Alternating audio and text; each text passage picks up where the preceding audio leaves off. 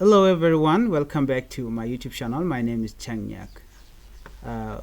We have disturbing news from South Sudan. This is a report coming in from South Sudan. A serious and a concerning story from Juba, the capital city of South Sudan. A man who once served as a commissioner for Changkuoth County in Lagos State has survived a dangerous attack on his life. His name is Deng. Mario Deng. He was appointed by the SPLIO but is currently under suspension. The incident happened in the early morning hour of Friday, July 19, 2025, around 12 a.m. in Chirkat, a neighborhood here in Juba. According to the report, Daniel Deng was sleeping at home with his family when he heard someone knocking on the door. Now imagine this. You are asleep in your home late at night and someone is knocking at your door. At first, Daniel thought maybe it was a relative, but as the knocking continued, he became suspicious. Something didn't feel right. He immediately warned his wife to stay safe and hide in the room. Then he picked up his weapon for protection.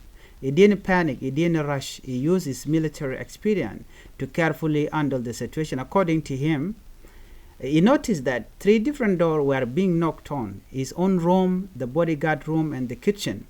He didn't even wake up his bodyguard at first because he feared the bodyguard might run out and get attacked. Daniel looked through the window and saw one tall man standing in the compound. This man had a black cloth covering his head and mouth. He was holding a gun in his right hand. Daniel said he couldn't see the other 2 attackers clearly, but it was obvious this was not friendly visit. These people come with bad intention. What followed was short but real gunfight between Daniel and the attacker. Luckily, no one was hurt. Daniel Deng, his wife, his children, and his bodyguard, they all survived. But the emotional damage, the fear, the message behind that attack is what worries many of us today. Daniel told the press that he did not shoot first. The attackers started shooting and he defended himself. He also made it clear that when he served as a commissioner in Changkuoth County, he never unalived anyone illegally. He said he used a special court for justice and that during his leadership, no one was executed without following the law. He believed that if this attack was a plan to unalive him, then authorities need to step in quickly. He has already informed the governor of Lagos State, Rin Twing. The governor responded with a message of sympathy, saying he was sorry about what happened. But words are not enough. We need real investigation. We need justice. We need to know who tried to harm a public official in the middle of the capital city. This kind of violence must not be ignored.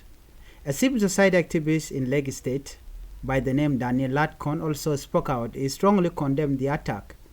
He said this case must be investigated seriously and quickly. We agree with him. People who carry gun and attack leader at night must be held accountable. Now, many brothers and sisters, let us ask ourselves, what kind of country are we building if people are attacked in their own home at night?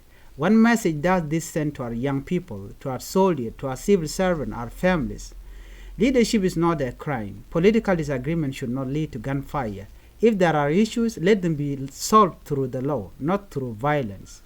We should not allow South Sudan to become a place where people settle their differences with gun in the middle of the night. This is not what our people died for. This is not the future we want for our children. Daniel is lucky to be alive, but what about the next leader? What about the next innocent citizen? This is why we need peace, we need respect for life, and we need rule of law, not fear.